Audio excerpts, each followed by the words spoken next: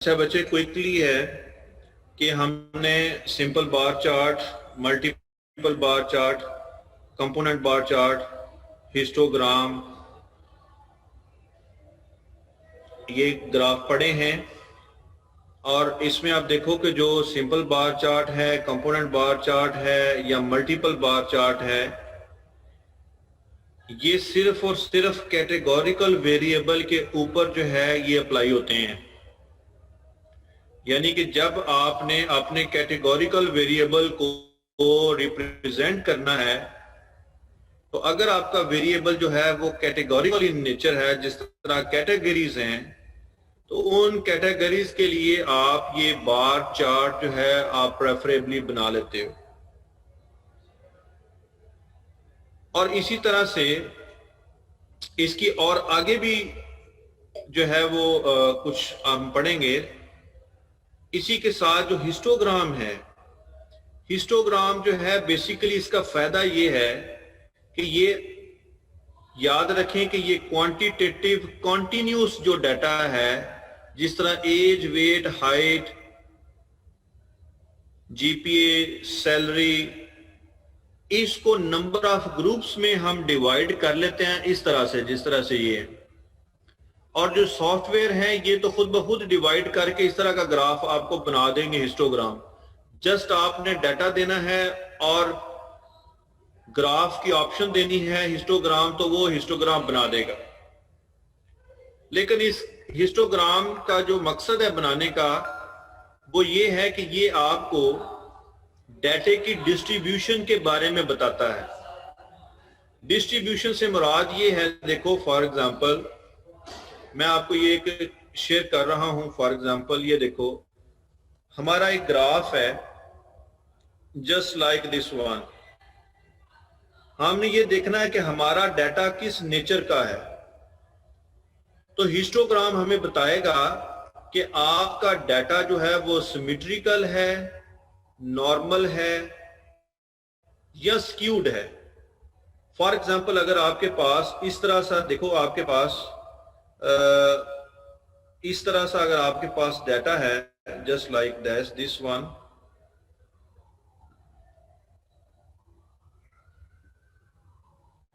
ये मैं एक हिस्टोग्राम की आपको एग्जांपल दे रहा हूं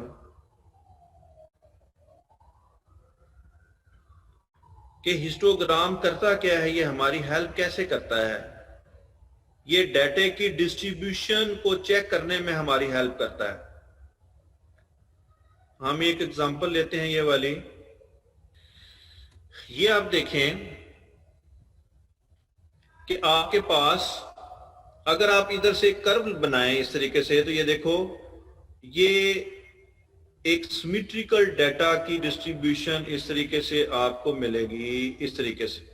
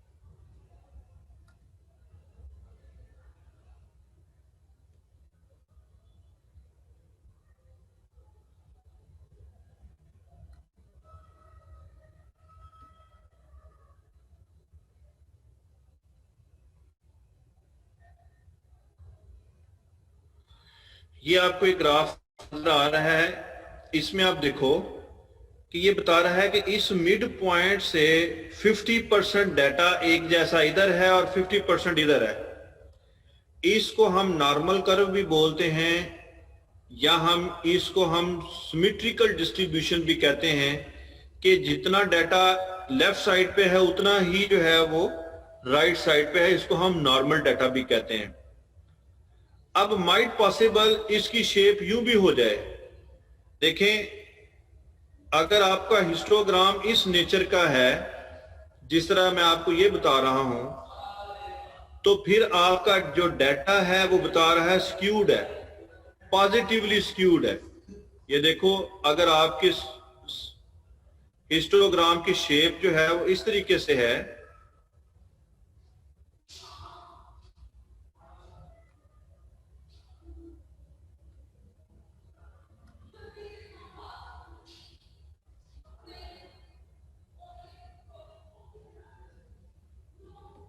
ये देखें, ये डाटा पॉजिटिवली स्क्यूड है। ये सबसे इमीडिएटली ये पीक पे जाता है और पीक से फिर इस तरीके से जो है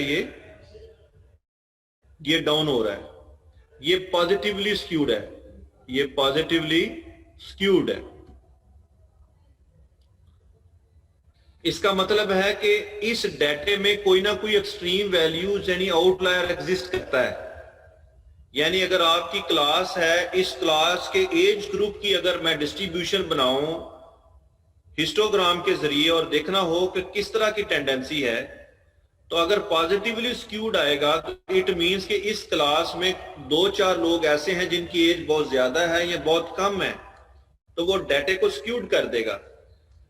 तो ये आप इमीडिएटली इस हिस्टोग्राम की मदद से चेक कर सकते हैं कि हमारे डाटे की डिस्ट्रीब्यूशन किस नेचर की है। राइट?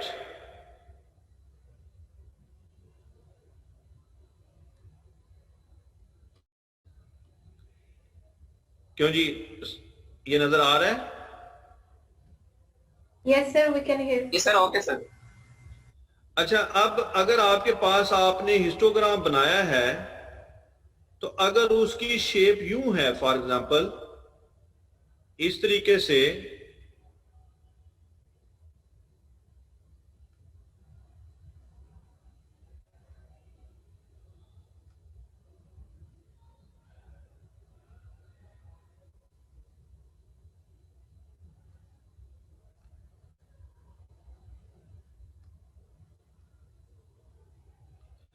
तो आप इसमें देखो कि ये immediately there is a rise and then skewness towards negative decline. तो ये हमारे पास नेगेटिवली स्क्यूड है, यानी कि डाटा जो है वो उसकी जो बार्स हैं, हिस्टोग्राम है, वो ये शो कर रहे हैं टेंडेंसी कि इसमें नेगेटिवली स्क्यूडनेस है।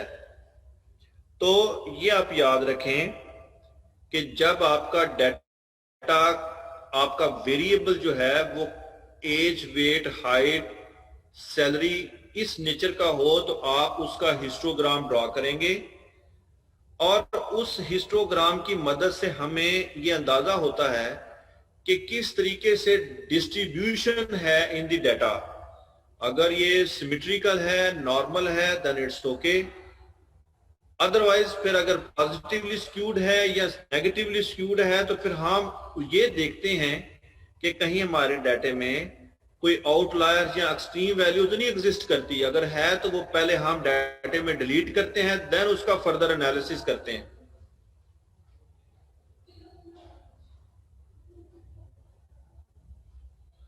इसी तरह से ये आपके पास हिस्टोग्राम है।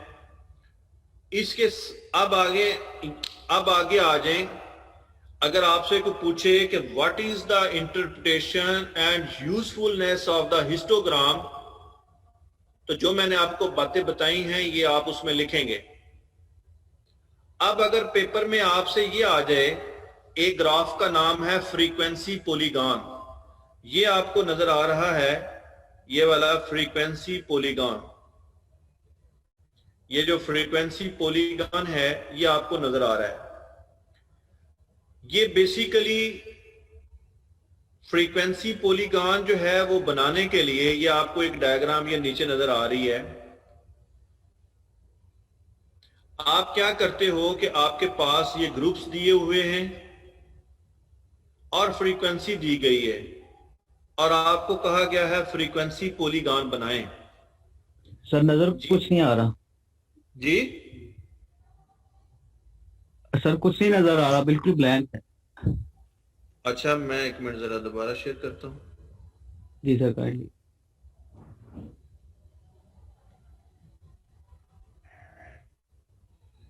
जी बच्चे, आप आ रहे हैं? जी सर अब आ रहा है। अच्छा, ये है कि हम अब आगे मूव कर रहे हैं फ्रीक्वेंसी पॉलीगॉन की तरफ। ये आपको एक फिगर और डाटा नजर आ रहा है, फ्रीक्वेंसी पॉलीगॉन।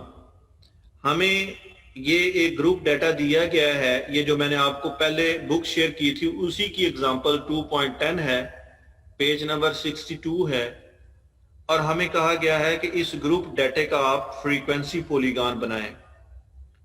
तो ये आसान सा तरीका है बिल्कुल। आप पहला काम क्या करेंगे कि अलोंग एक्स एक्सिस और अलोंग वाई एक्सिस आप फ्रीक्वेंसी लेंगे, ये जो वाली, इसको आप मार्क करेंगे, और अलोंग एक्स एक्सिस आपने मिड पॉइंट्स लेने हैं। यानी आपके पास मिड पॉइंट कैसे कैलकुलेट करते हो, 5 जमा 10 डिवाइडेड बाई 2, ये आ जाएगा 7.5। 10 प्लस 15 डिवाइडेड बाई 2, ये आ जाएगा 12.5, and so on. Her class का आप मिड पॉइंट निकाल लेंगे और ये देखेंगे कि मिड पॉइंट के अगेंस्ट उसकी फ्रीक्वेंसी क्या है। यानी कि जब मिड पॉइंट 7.5 था तो इसकी फ्रीक्वेंसी है 4। फिर आई आगे हमारे पास 8, और फिर आगे हमारे पास आगे 10, और फिर आगे ये हमारे पास 20, और फिर इस तरीके से ये देखें डिक्लाइन होती हुई इस तरह से आ जाएगी। इसके ऊपर जो है अगर ये आप ये लाइन इस तरह से मिला दें तो ये आपके बन जाएगी फ्रीक्वेंसी पॉलीगॉन। और फ्रीक्वेंसी पॉलीगॉन का जो ग्राफ है that is between mid points and the frequency. तो ये आप जब प्लॉट करोगे, इन पॉइंट्स को मिलाओगे तो ये फ्रीक्वेंसी पॉलीगॉन बनाएगा। अब इसके ऊपर ये एक नॉर्मल कर्व दिखाने के लिए इसको फ्रीक्वेंसी कर्व बोलते हैं। ये शेप बता रहा है कि हमारा डाटा किस नेचर का है। ये सिमेट्रिकल नॉर्मल डाटा है कि मिड पॉइंट से आप देखो 50% डाटा इधर है लेफ्ट और 50% एक जैसा इधर है। सो ये आप बनाएंगे फ्रीक्वेंसी पॉलीगॉन। इसकी समझ आ गई है?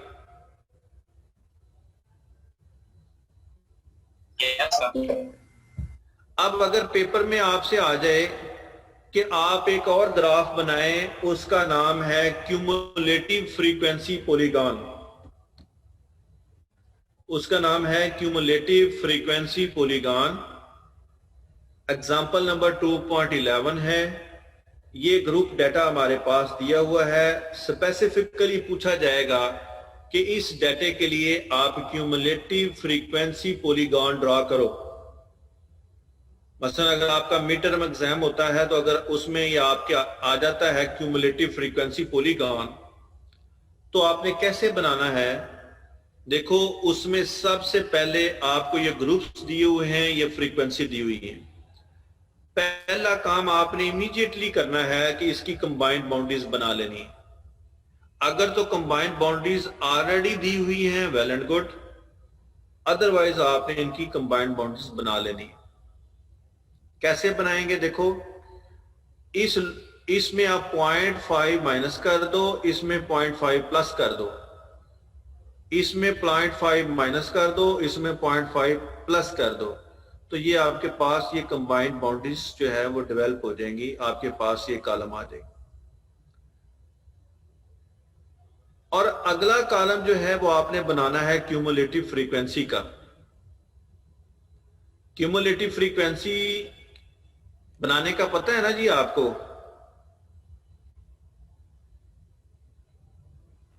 Yes sir. आयशा बतूल आप बताओ। ऐड करी।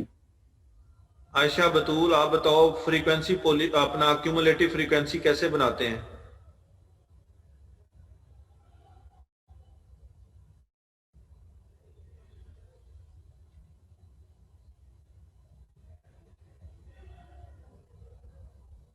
जी बच्चे,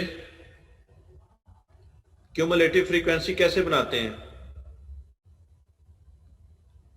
Ayesha, are you there?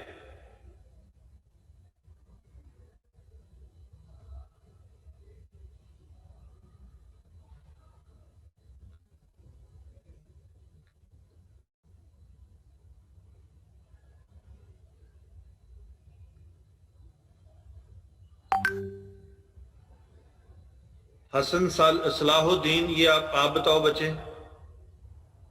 Ji sir, ये क्यूमुलेटिव फ्रीक्वेंसी में ये करते हैं कि जो लास्ट फ्रीक्वेंसी होती है नेक्स्ट में उसको ऐड करके बनाते हैं। देखें, ये जो पहली फ्रीक्वेंसी है ये एज इट इज इधर आ जाएगी, ठीक है? हाँ जी जी सर। और नेक्स्ट फिर हम इसमें जो ये 15 अगली जमा होके ये आ जाएगी। 25 आ जाएगी। Yes sir. फिर आप 25 में ये 20 जमा करोगे, अगली आ जाएगी, एंड सो ऑन। 45। इसको बोलते हैं क्यूमुलेटिव। अब आपके पास कंबाइंड बाउंड्रीज भी बन गई और क्यूमुलेटिव फ्रीक्वेंसी वाला कॉलम भी बन गया। अब आपने जो ये क्यूमुलेटिव फ्रीक्वेंसी पॉलीगॉन बनाना है, this is the graph between cumulative frequency and the upper class boundary, यानी कि अलोंग वाई एक्सिस जो है ये आप बनाओगे क्यूमुलेटिव फ्रीक्वेंसी, और अलोंग एक्स एक्सिस जो है ये आपने अपर कंबाइंड बाउंड्री लेनी है। यहां से ये अपर कंबाइंड बाउंड्रीज ये वाली 9.5, 14.5, 19.5, 24.5, 29.5 यहां पे आपने रखनी है। ये आपकी अलोंग एक्स एक्सिस अपर कंबाइंड बाउंड्रीज आएंगी। अब आपने देखना है कि जब आपके पास 9.5 था तो आपकी क्यूमुलेटिव फ्रीक्वेंसी क्या थी? वो थी 10। तो यहां पे 10 का एक पॉइंट लग जाएगा। सर एक फिर क्वेश्चन। 14.5 में एक और क्यूमुलेटिव फ्रीक्वेंसी देखनी है, वो क्या है? वो आपकी 20। फिर आपके पास इस तरह से बढ़ते बढ़ते ये आपका एक स्पाइरल शेप्ड, एक एस शेप्ड एक ग्राफ बन जाएगा। जी उसामा? जी सर, ये जो पॉलीगॉन के ग्राफ होंगे इसमें मतलब हर दफा हमने क्यूमुलेटिव फ्रीक्वेंसी और क्लास बाउंड्रीज को ही लेना है? आपने रिक्वायरमेंट होगी? जब भी क्यूमुलेटिव फ्रीक्वेंसी पॉलीगॉन बनाना है तो आपको दो चीजें चाहिए, एक cumulative frequency along Y axis और एक आपने upper combined boundary along X axis. Yes sir. मतलब कि अगर लिखा होगा मेगा ग्राफ तो हमारे पास इन दो चीजों वैल्यूज को लेके बनाना है, जी इसके अलावा किसी को नहीं। बिल्कुल बिल्कुल। और अगर माइट पॉसिबल आपको ये दोनों चीजें दे दी जाएं कि कंबाइंड बाउंड्रीज है और क्यूमुलेटिव फ्रीक्वेंसी है, तो फिर आप straight forward you will go for construction of the graph. अच्छा, इस ग्राफ का एक और नाम भी है, उस नाम से भी आ सकता है, तो आपने परेशान नहीं होना। इसको हम कहते हैं ओजाइव, OGI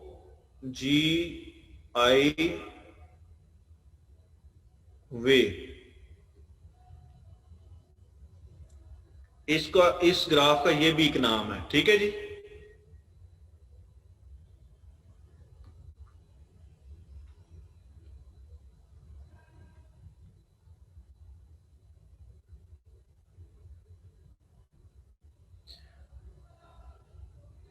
अच्छा जी, अभी इसके अलावा एक और अहम ग्राफ है, this is named as pie chart.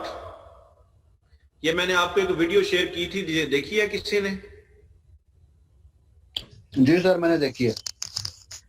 अच्छा बच्चे, जो भी चीजें मैं शेयर किया करूं वो लाजमी देखा करें, वो आपका हेल्पिंग मटेरियल होता है। चूंकि हम ऑनलाइन क्लासेस हैं तो हमारे कम्युनिकेशन गैप्स हैं, हम उस तरीके से स्ट्रेट फॉरवर्ड नहीं पढ़ सकते, तो इस लिहाज से जो चीजें मैं शेयर करूं वो आप लाजमी देखा करें और अपने नोट्स में ऐड किया करें। जी सर। अच्छा जी, इसमें है आपके पास यह है पाई चार्ट, PIE, पाई चार्ट। ये जब भी हम बनाएंगे ये कैटेगोरिकल वेरिएबल के लिए बनाएंगे, जब भी बनाएंगे कैटेगोरिकल वेरिएबल के लिए बनाएंगे। जिस तरह हमने सिंपल बार चार्ट बनाया है उसी तरीके से कैटेगरीज हैं, तो उन्हीं का हम पाई चार्ट भी बना सकते हैं। यानी कि जो पाई चार्ट है बेसिकली क्या रिप्रेजेंट करता है कि एक होल सर्कल में हम डिफरेंट कैटेगरीज को डिस्ट्रीब्यूट करते हैं, उसका एरिया स्पेसिफाई करते हैं, परसेंटेज एरिया स्पेसिफाई करते हैं as per the percentage share of the category, कि हम हर कैटेगरी का परसेंटेज शेयर जो है उसको डिवाइड करते हैं, जिसके हमें देख के अंदाजा हो जाता है कि सबसे ज्यादा परसेंटेज किस कैटेगरी में फॉल कर रही है। अब इसको बनाने के लिए आपको ये डाटा दिया जाएगा, इतना पहले 2 कॉलम, और आपसे कहा जाएगा कि पाई चार्ट बनाएं। ये आपके पास 4 ग्रुप्स हैं, MA, MCOM, MSc, MBA, और ये नंबर ऑफ स्टूडेंट्स हैं, और हमें कहा गया पाई चार्ट बनाएं। इमीडिएटली आप क्या करोगे कि आप इसका टोटल करोगे। पहले ये नजर आ रहा है?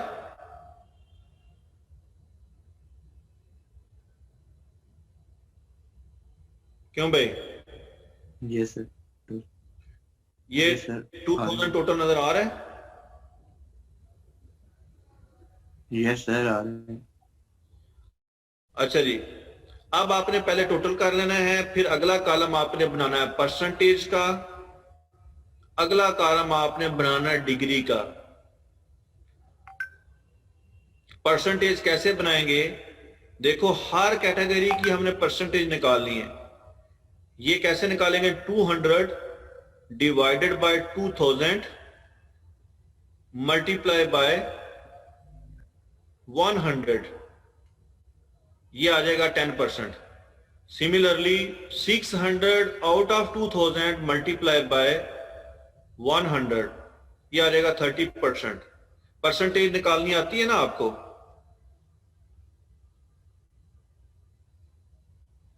क्यों भाई?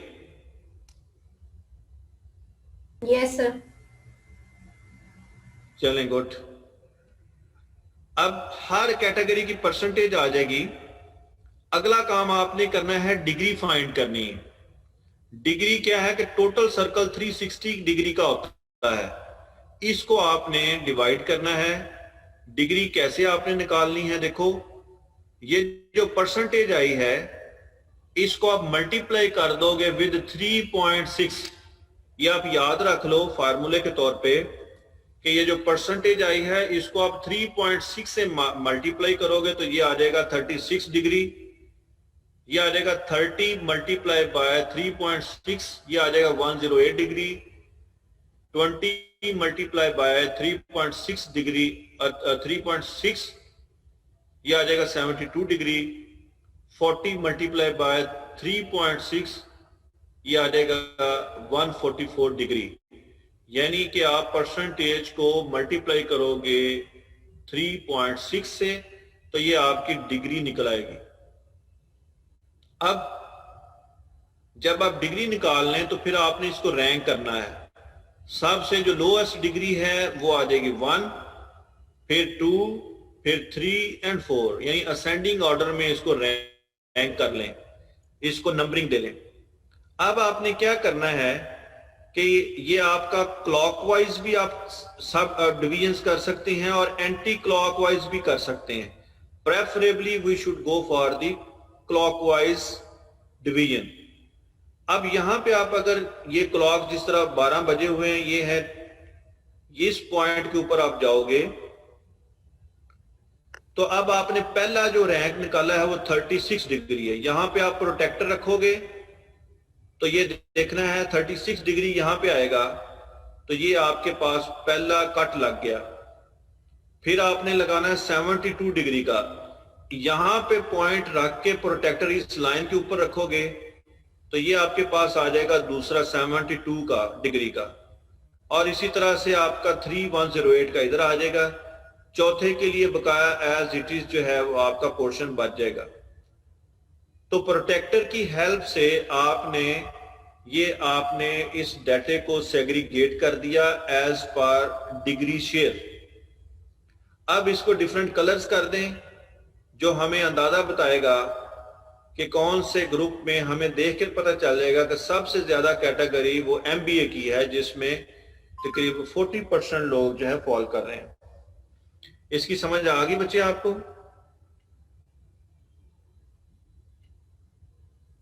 Yes sir.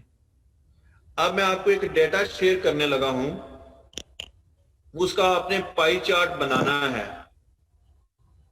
ये एक डाटा मैं आपको शेयर करने लगा हूं, उसका आपने पाई चार्ट बनाना है बिल्कुल इसी तरीके से जैसे मैंने वीडियो भी शेयर की हुई है और आपको मैंने अभी एक्सप्लेन भी कर दिया है।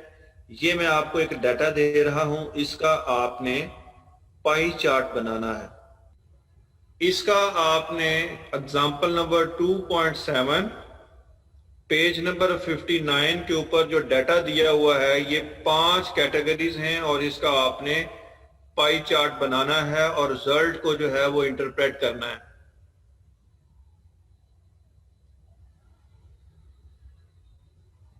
जिस तरह मैंने आपको एक्सप्लेन किए हैं बिल्कुल इसी तरह से आपने बनाना है। अब इसी तरह से देखो एक और ग्राफ है, ये जो लास्ट वन ही हम पढ़ेंगे, बस इतना ही काफी है जितने हमने पढ़े हैं, बस इसी में से पूछा जाएगा आपसे। एक और ग्राफ है, इसका नाम है ग्राफ ऑफ टाइम सीरीज। और सर पाई चार्ट बना के कहाँ पे शेयर करना है? जी ग्रुप में कर दो बस, कि इसका इस ग्रुप में शेयर कर दीजिएगा, ठीक है।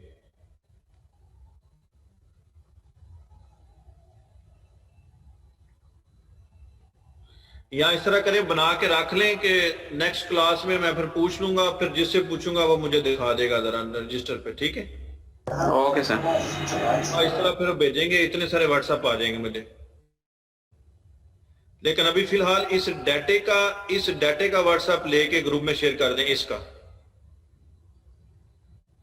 इसका पाई चार्ट बनाना है आपने। सर बुक ऑलरेडी सबके पास अवेलेबल है तो मैं पेज नंबर बता देती हूँ। हाँ पेज नंबर आप शेयर कर दें कि जी आप 59 पेज नंबर 59 एग्जाम्पल 2.7 का जो डाटा है उसका पाई चार्ट बनाएंगे सारे लोग। जी ठीक है।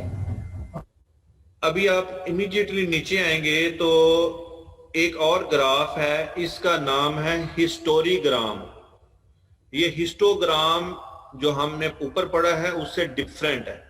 आपको पेपर में ये भी कहा जा सकता है what is the difference between histogram and the historigram. तो याद रखें कि जो हिस्टोरीग्राम होता है ये ग्राफ होता है टाइम सीरीज डाटे का, कि जो टाइम सीरीज का डाटा होता है उसको हम हिस्टोरीग्राम कहते हैं। A graph of time series और historical series is called historigram. The time is taken on X axis and the variable is taken on Y axis. तो ये देखें, ये बेसिकली जो ईयर्स दिए हुए हैं that is the time. Time minutes में भी हो सकता है, वीक में भी हो सकता है, मंथ में भी हो सकता है, ईयर्स में भी हो सकता है। तो जो टाइम सीरीज का डाटा है उसको प्लॉट हिस्टोरीग्राम कहलाता है। आगे ये नंबर ऑफ स्लॉटर हाउसेज हैं, ये ईयर वाइज किस तरह चेंज हो रहे हैं।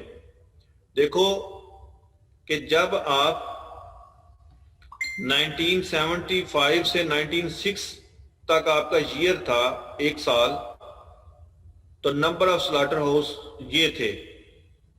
अगले साल यहां पे चले गए, फिर यहां पे आ गए, और इस तरह से ये एक इंक्रीजिंग ट्रेंड है। अगर आप देखोगे there is an increasing trend.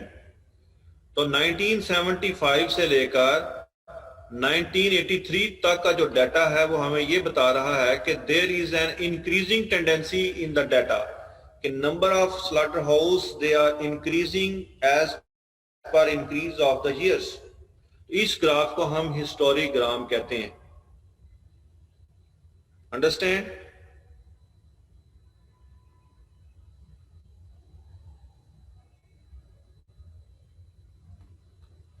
अभी आप एक्सरसाइज पे आ जाएं।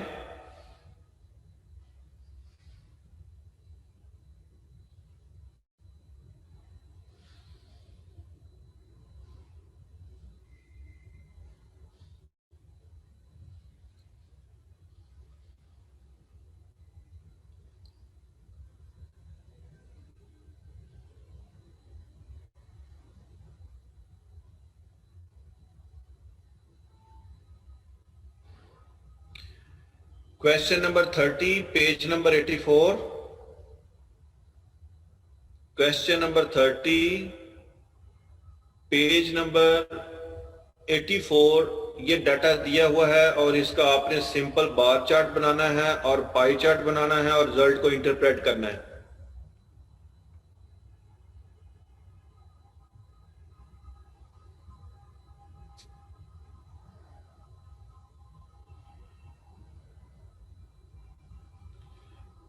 क्वेश्चन नंबर 31, इसका आपने मल्टीपल बार चार्ट बनाना है और रिजल्ट को इंटरप्रेट करना है। Multiple bar chart.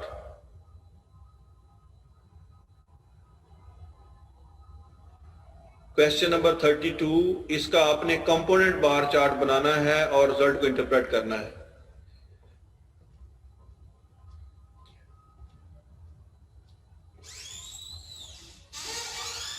Last repeat कर दे। जी, लास्ट रिपीट कर दे। क्वेश्चन नंबर 31 के बाद आपने क्या बताया?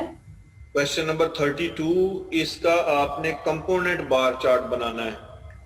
कंपोनेंट पार्ट है, ठीक है सर। उसके बाद क्वेश्चन नंबर 33, इसका भी कंपोनेंट बार चार्ट बनाना है।